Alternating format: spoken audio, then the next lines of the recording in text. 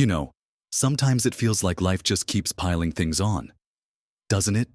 Not just mail on the counter or books on the shelf, but experiences, obligations, even old feelings. As we get closer to that wonderful milestone of 70, many of us start to feel a different kind of weight. It's not just about having too much stuff, though that's certainly a part of it. It's about feeling perhaps a bit stuck, maybe overwhelmed by the sheer volume of things that demand our attention, our space, our energy. It can feel like we're carrying a heavy backpack that we didn't even realize we put on, full of things we no longer need or even want. This feeling of being weighed down, whether it's by possessions, commitments, or even old thoughts, can really dim the light as we look ahead to our next decade. It can make us feel less free, less able to spontaneously enjoy our days, and honestly, a little bit trapped by our own lives. But what if there was a way to lighten that load significantly? To feel a profound sense of freedom and space just by making some conscious choices about what we carry with us. There really is a secret to stepping into your 70s feeling lighter and more joyful. It's about intentional decluttering, not just of your closets, but of your life. In this video, we're going to explore 6 specific areas, 6 kinds of clutter that often build up over the years, and talk about how letting them go can transform how you feel every single day. It's about creating space for what truly matters, for joy, for peace, for simply being. Watch to the end, because we'll touch on something that might surprise you about the deepest kind of decluttering. Let's start with the most obvious kind of clutter, the one that most often comes to mind when we hear the word decluttering. And that's the physical stuff. Over a lifetime, we accumulate things, so many things, from cherished heirlooms to impulse buys from decades ago, from clothes that no longer fit our bodies or our lifestyle to gadgets that are long outdated. And yes, let's not forget the infamous paper piles, statements from businesses that closed years ago, warranties for appliances we no longer own, old letters, stacks of magazines we intended to read someday. This physical clutter isn't just an eyesore or a housekeeping chore. It's a drain on our energy. Every item we own requires a tiny bit of our attention, our mental space, our storage space, and often, our time to maintain, clean, or just move out of the way. Walking into a room that feels overly full, or trying to find something specific amidst chaos, can genuinely raise our stress levels. It can make our homes feel less like a sanctuary and more like a storage unit for our past. As we approach 70, many of us are looking to simplify, to make our homes more manageable, safer, and more comfortable. Having too much stuff directly works against that goal. Think about the process of finding something you need, like a particular recipe or a tool. If you have to sift through drawers overflowing with unrelated items, or search through boxes stacked high in a garage, that simple task becomes frustrating and time-consuming. This daily friction, multiplied across dozens of interactions with our belongings, creates a constant low level of stress. And what about the emotional weight? Holding onto things for sentimental reasons is lovely up to a point. But when those sentimental items fill every surface and cupboard, they can start to feel like a burden rather than a comfort. We might feel guilty for wanting to get rid of Aunt Carol's chipped ceramic cat collection, even though it doesn't fit our style and just collects dust. That guilt is clutter, too.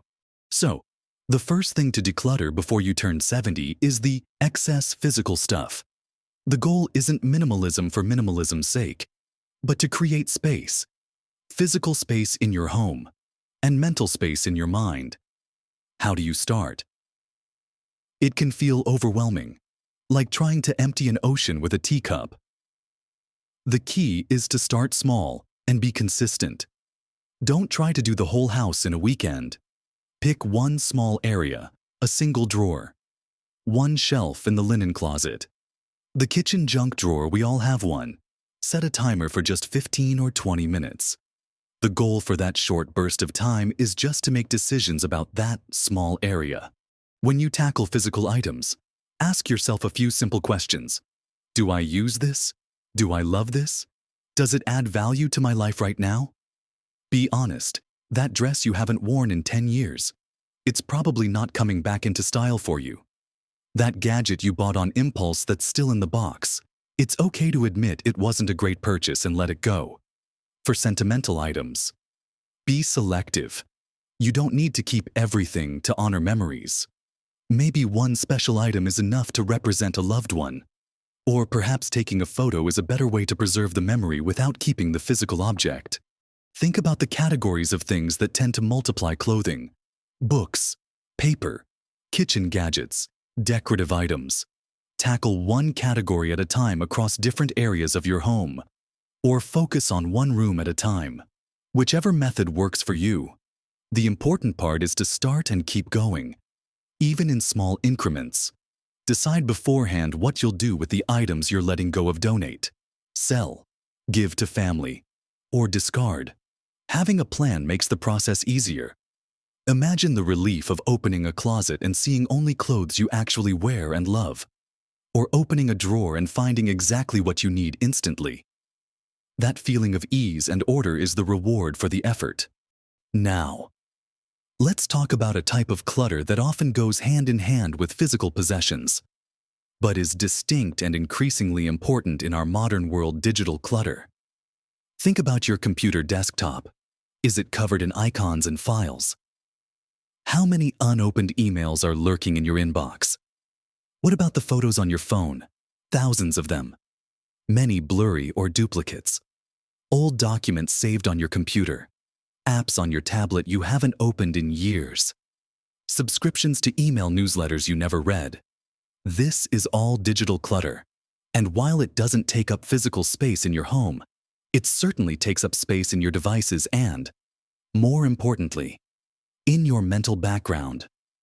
Digital clutter can make it hard to find information when you need it.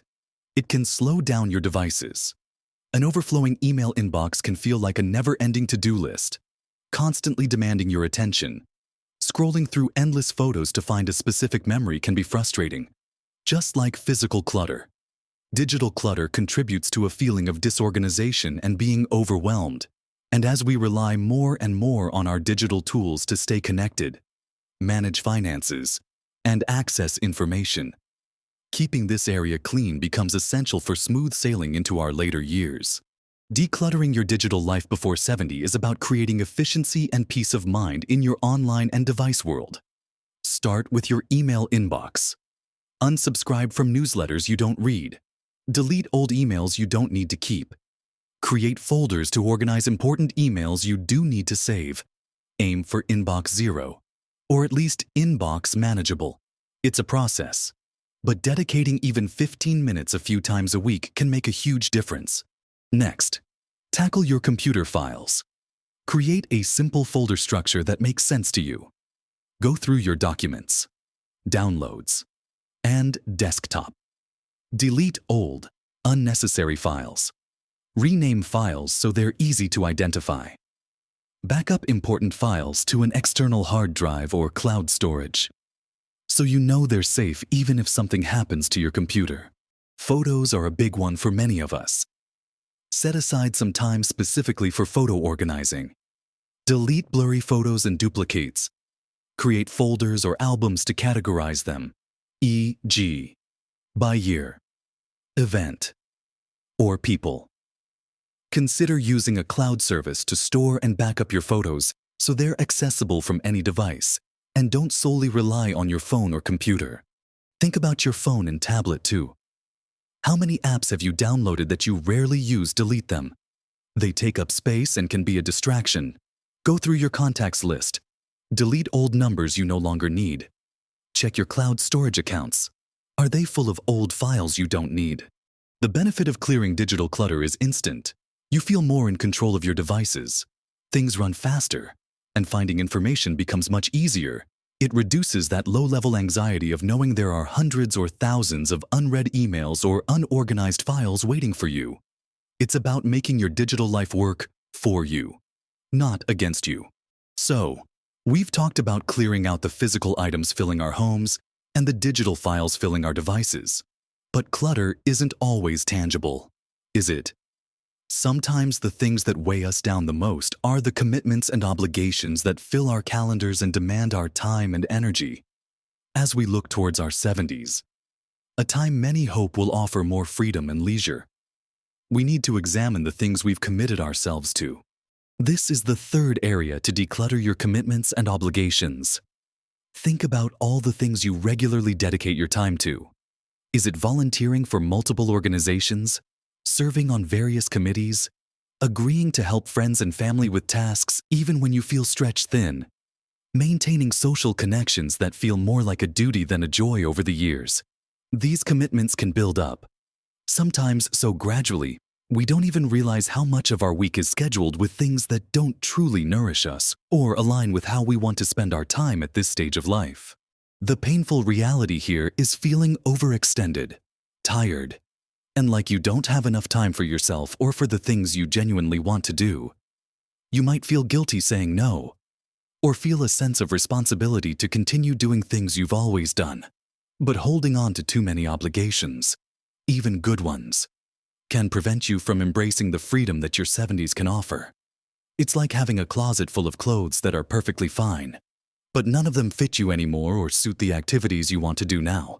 Decluttering your commitments is about consciously choosing how you spend your most precious resource, your time.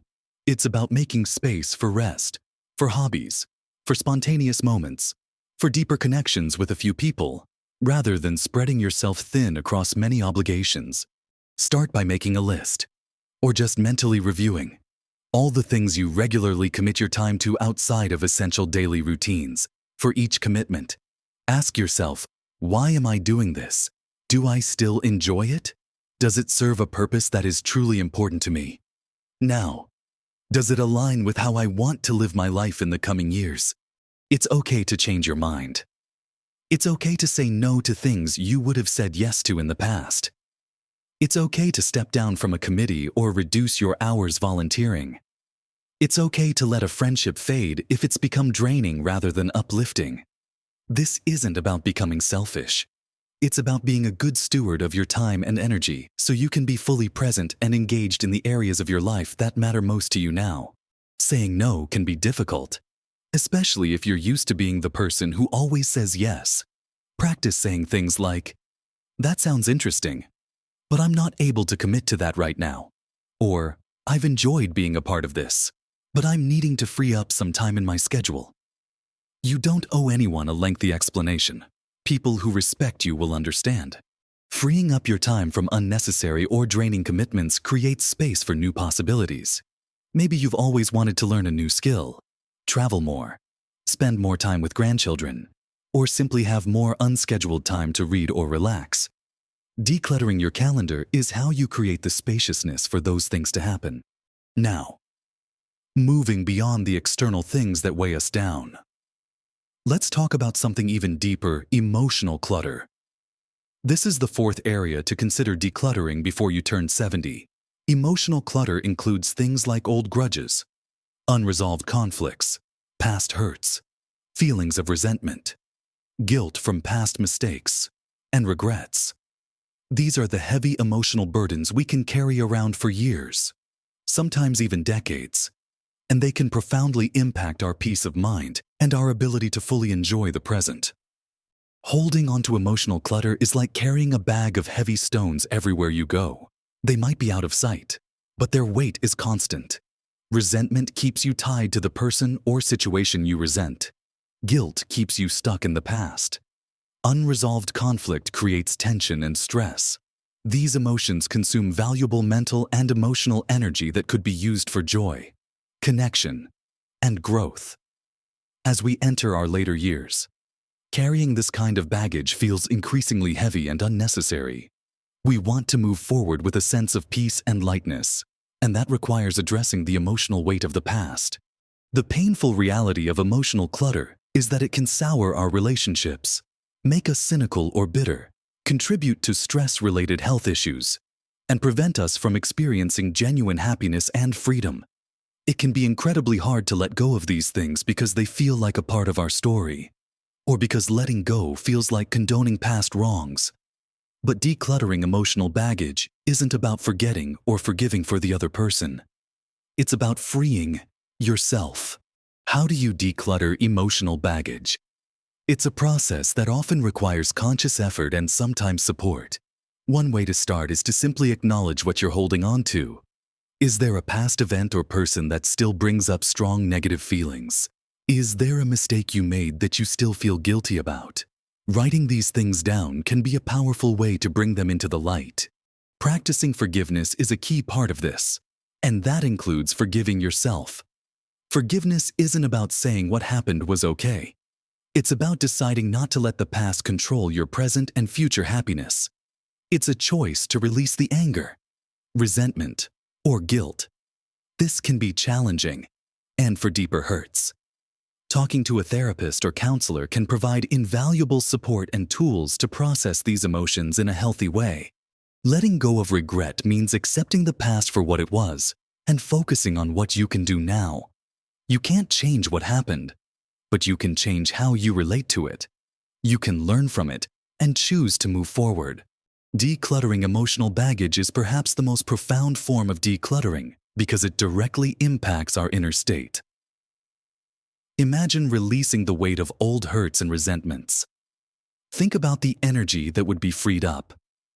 It allows you to be more present in your relationships, more open to new experiences, and to feel a deeper sense of inner peace. It's about making peace with your past so you can fully embrace your present and future, moving beyond the tangible and the emotional. Let's consider the fifth thing to declutter before you turn 70 outdated beliefs and negative thought patterns. Over a lifetime, we internalize beliefs about ourselves, about others, and about the world. Some of these beliefs serve us well, but others can become limiting, negative, and hold us back without us even realizing it.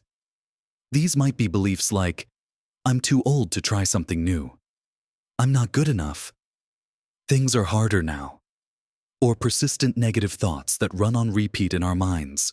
This kind of mental clutter can manifest as self-doubt, fear of trying new things, a tendency to see the negative side of situations, or a general feeling of being stuck. It's like wearing glasses with a prescription that's no longer right. Everything looks a bit fuzzy and distorted, making it harder to navigate the world clearly and optimistically.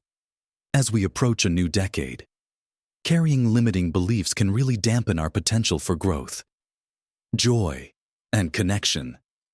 We might miss out on opportunities or hold ourselves back because of internal rules or stories that aren't even true anymore.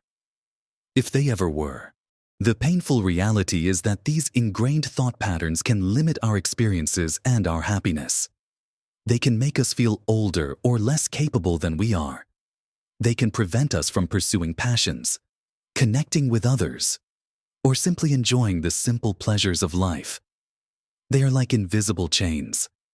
Decluttering these beliefs and patterns is about freeing your mind to be more open, positive, and expansive as you enter your 70s.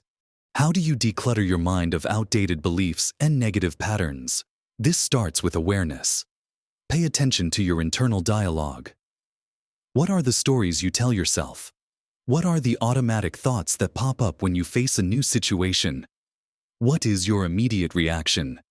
Is it, I can't do that? Or, that's too much trouble? Once you identify a limiting belief or a recurring negative thought, question it.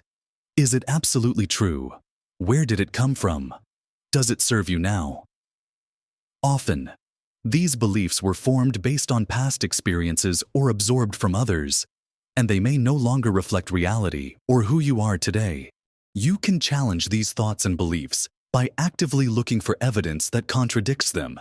If you think, I'm too old, find examples of people your age or older who are active, learning, or starting new things.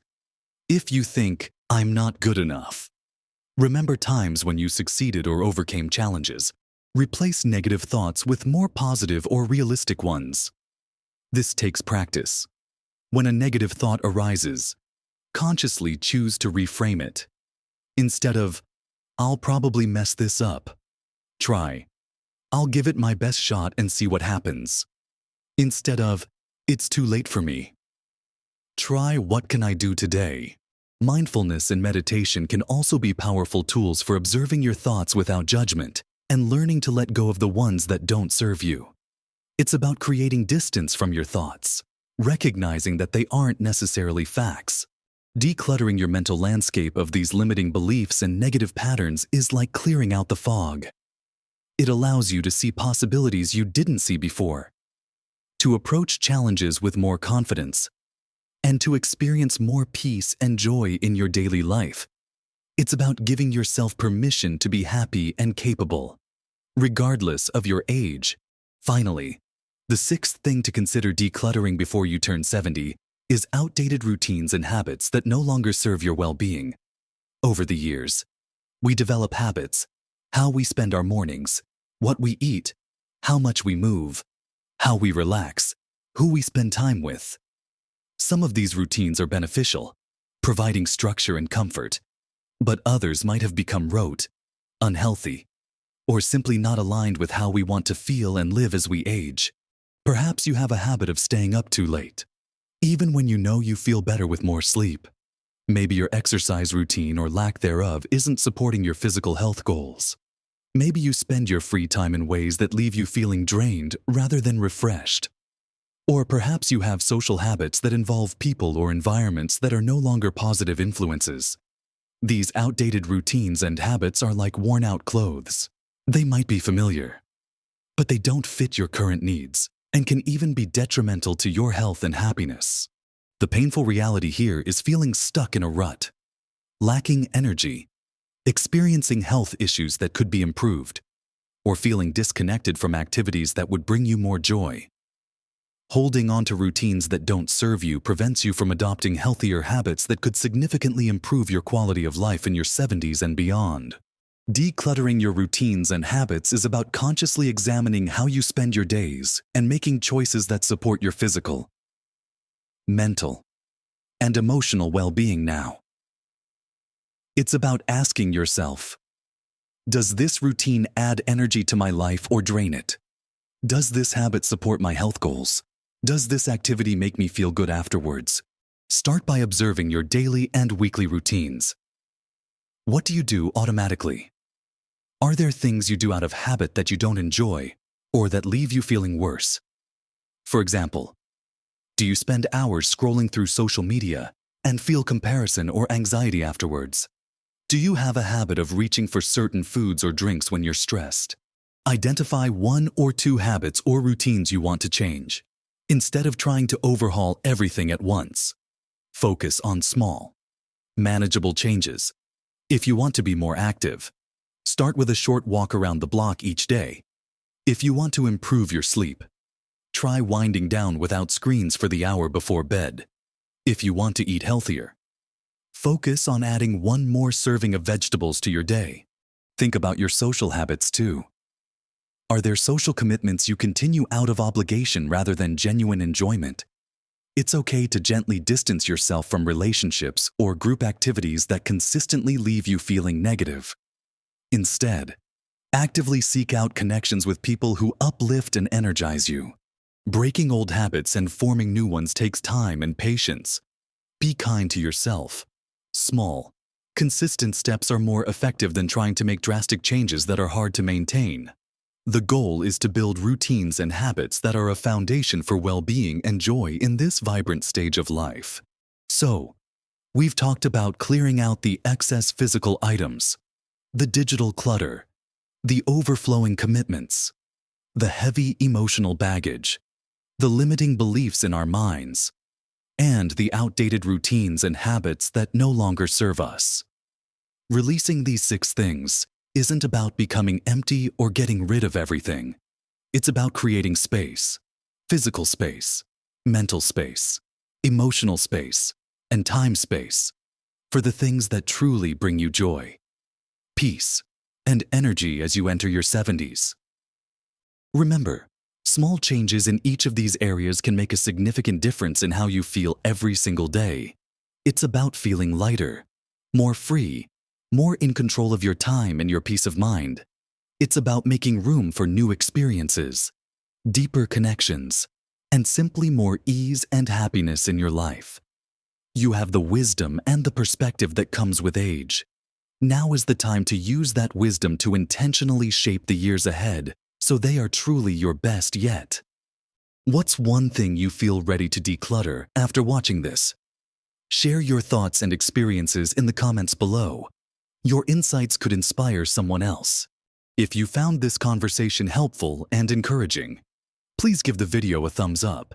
It really helps the channel. And be sure to subscribe so you don't miss out on more content designed to help you live your best life at every age. Thank you for spending this time with me. Here's to living lighter, feeling free, and embracing the richness of life as you approach and move through your 70s. Live your best life at every age.